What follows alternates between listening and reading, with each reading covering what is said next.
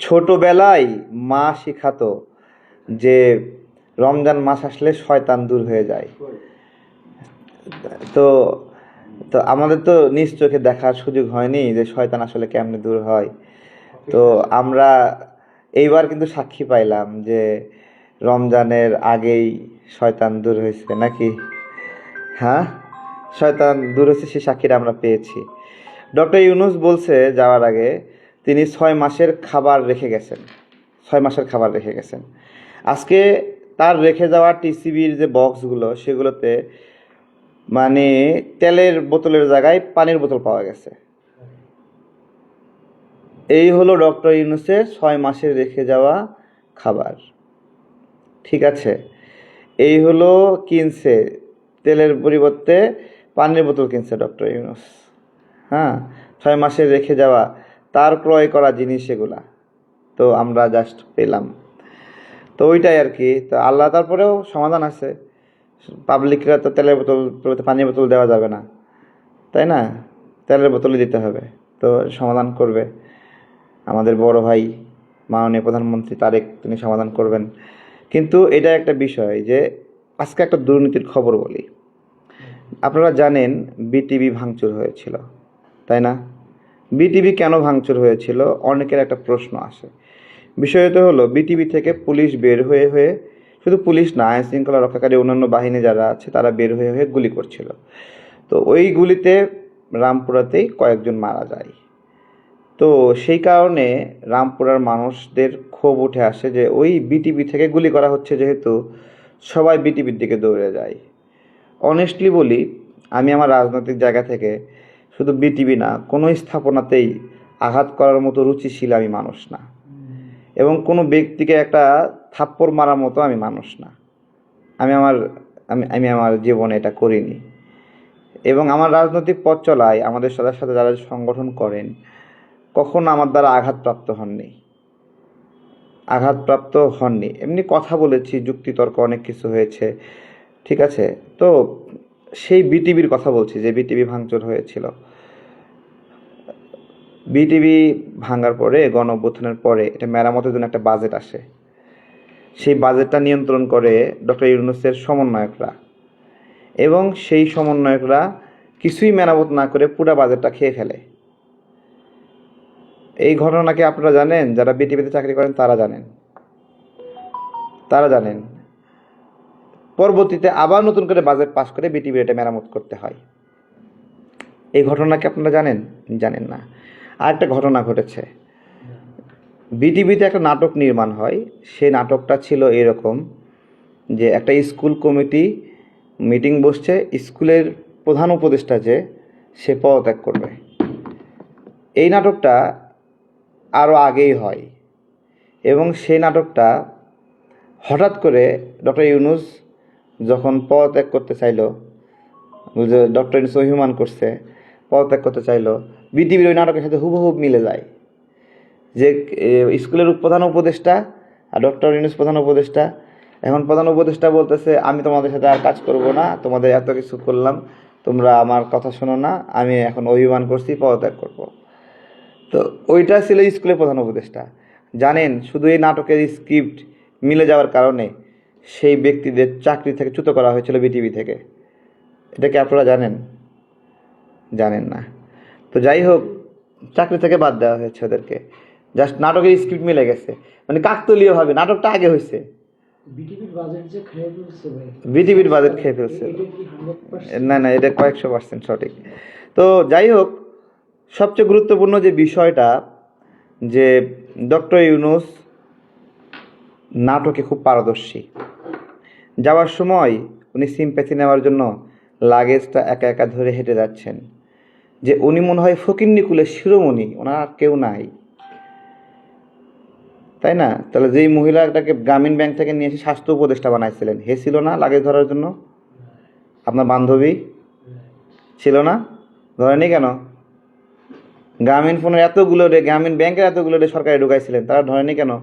আপনার ভাতিজারের এটা আপনার প্রধান উপদেষ্টা সহকারী বানাইছিলেন, সে কেন ধরেনি কেন? তো এমন ভাব করতেছে যে না, সে নিঃস্বরিক্ত হস্তে দেশ থেকে অনেক কিছু দিয়ে বিদায় করছে এবং লাগে যে কিছু নাই, শুধুমাত্র দুটো ট্রাউজার আছে আর একটা পাঞ্জাবি আছে আর একটা গেঞ্জি আছে আর একটা আন্ডারওয়্যার আছে, এই নিয়েই প্রধান উপদেষ্টা দেশ ছাড়ছে, এমন একটা ভাব করছে। চিন্তা করতে পারেন, এর মাঝখানে কিন্তু 666 কোটি টাকা, 666 কোটি টাকা আপনার হলো মাইরে দিছে। হ্যাঁ, 666 কোটি টাকা যে উপর থেকে ডক্টর ইউনূসের হেলিকপ্টার থেকে ফেলা হয়, জায়গায় মরে যাব, এত টাকা এটা। আপনারা কখনো 10 লাখ টাকা একসঙ্গে হাতে নিছেন? 10 লাখ টাকা একসঙ্গে হাতে নিছেন? হাতে নিছেন কখনো? কতটুকু ভারী হয় জানেন? তাহলে 1 কোটি টাকা কতটুকু ভারী হবে? তাহলে এরকম 666 কোটি টাকা কয় ট্রাক টাকা হবে চিন্তা করেন। আর বেচারা যাচ্ছে ট্রাকের টাকা মাইরে দিয়ে, বেচারা যাচ্ছে একটা ছোট্টটা লাগেজ নিয়ে, তার লাগেজটাও নিচে পুষ্টিহীন, তার লাগেজটা এত পুষ্টিহীন। তো আমার মা বলতো ছোটোবেলায় যে রমজানে শয়তানকে আল্লাহ বাইন্ধে রাখে, তো বাংলাদেশ থেকে শয়তান দূর হয়েছে। এই যে বোতলগুলো নিয়ে ধরা খাইছে, ঠিক আছে? এই বোতলগুলো এই দেখেন, এই যে টিসিবির বক্সে পানির বোতল, হ্যাঁ টিসিবির বক্সে এগুলো কিনে রেখে গেছে। এগুলো ট্যাগই, ইউনূস স্যার ট্যাগই এগুলোর। আমি বহুত খারাপ লোক, ঠিক আছে? রমজান মাসে নিন্দা করতেছি, কিন্তু রমজান মাসে কার নিন্দা করতেছি? একটা চোরের নিন্দা করতেছি, দুর্নীতিবাজ। ভাই, এই আত্মীয় স্বজন পাড়া প্রতিবেশীর মধ্যে যে নিন্দা চলে, পরনিন্দা চলে, সেইটা এই পরনিন্দা না, এটা রাষ্ট্রের অধিকারের বিষয়, এটা নিন্দা না, এটা রাষ্ট্রের সম্পদ চুরির বিষয়। এবং এটা ধরা খুব কঠিন না যে টিসিবির এই তেলের সাপ্লাই কার আন্ডারে হচ্ছে, ধরা খুব কঠিন না। হ্যাঁ, ধরা কঠিন না। তো যারা এই সকল চোরদেরকে সাপোর্ট করে, আল্লাহ তাদেরকে উপর থেকে দেখতেছে, আল্লাহ দেখতেছে, আল্লাহ উত্তম বিচারক এই চোরদেরকে যারা সাপোর্ট করছে। এবং এগুলো সব বের হবে, চোরদের চুরি বের হবে। আরেকটা গুরুত্বপূর্ণ কথা বলি, আমাদের কেন্দ্রীয় ব্যাংকে স্বর্ণ ছিল, তাই না? থাকে না স্বর্ণ? এর আগে একবার স্বর্ণগুলো বের করা হলো না, তদন্ত হলো না, কি বলা হলো যে স্বর্ণ নাকি সব তামা হয়ে গেছে। তো এমনভাবে দেখানো হলো যে এটা আগের সরকারের সময় তামা করে রেখে গেছে। এখন আগের সরকার তামা করে রেখে গেছে নাকি এই সরকারি তামা রেখে আমাদেরকে দেখাইছে, সেটা কেমনে বুঝবেন? ডিজাইন তো ম্যাটিকুলাস, কীভাবে দেখবেন বলেন? আরেকজন আছে, ওই যে ফজলে করিম নাকি আছে, হ্যাঁ, আওয়ামী লীগের সময়ে তার স্ত্রী তার মেয়েকে দিয়ে এই বিদ্যুৎ কেন্দ্রে ব্যবসা করছে, ঠিক আছে? সে আসার পরে প্রায় 20-এর অধিক বরাদ্দ বাতিল করে দেয়। বরাদ্দ বাতিল করে দিয়ে বললো যে কেন বাতিল? বলছে এগুলো আওয়ামী দোসর। প্রত্যেকটা প্রতিষ্ঠানের বরাদ্দ আবার নতুন করে ফেরত দিছে। আচ্ছা বলেন তো, বরাদ্দ বাতিল আর ফেরত দেওয়ার মধ্যে কতখানি কাহিনী ঘটছে? কে লালে লাল হয়েছে বলেন? তো এগুলো হলো দরবেশদের রিজিম শেষ হয়েছে, সমন্বয়ক নামে চাঁদাবাজিরা অফিসে গিয়ে বসে থাকতো, ঠিক আছে? চাঁদাবাজি করতো, রেল মন্ত্রণালয়, এই মন্ত্রণালয়, এই দপ্তর, ওই যায় বসে থাকতো।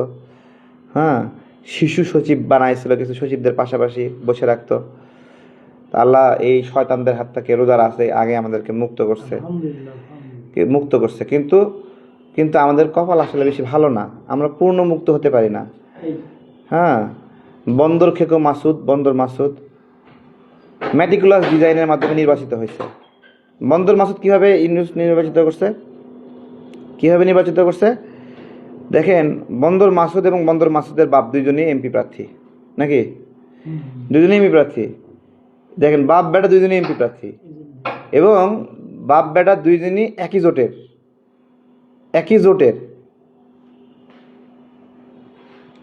তাহলে দেখেন কামরা কি করছে, তার মানে প্রত্যেকটা কেন্দ্রে ডবল এজেন্ট দিয়ে এই লুটপাটটা করছে, এই ভোট চুরিটা করছে। আক্তারের ক্ষেত্রেও একই রকম, ওইখানে ডবল এজেন্ট। তো থাক, সমস্যা নাই, দরকার নাই, আক্তারের বিষয়ে আর কথা বলতে চাই না। আক্তার তো নতুন প্রজন্মের ভাষানি, আক্তার সে কি করছে, এই ভাষানি পিপি নিয়োগে 50 লাখ টাকা চাই বসছে আমাদের শিরিন আপার কাছ থেকে। এই প্রজন্মের ভাষানি আবার লম্বা একটা ছাতা নিচ্ছে, অভিনয় যে পারে, বাটি আছে, হ্যাঁ বাটিও আছে আবার, একটা বাটি হাতে ও বাটি হাতে নিয়ে টিফিন করে বাটি। টিফিন বাটি, বিমানে করে আচ্ছা নিয়ে ও বিমানে করে নিয়ে গেছে টিফিন বাটি, ঠিক আছে। তো এই আর কি, তো ভালো থাকবেন ইনশাল্লাহ সবাই, আল্লাহ হাফেজ, বিদায় নিচ্ছি সবার কাছ থেকে, আসসালামু আলাইকুম।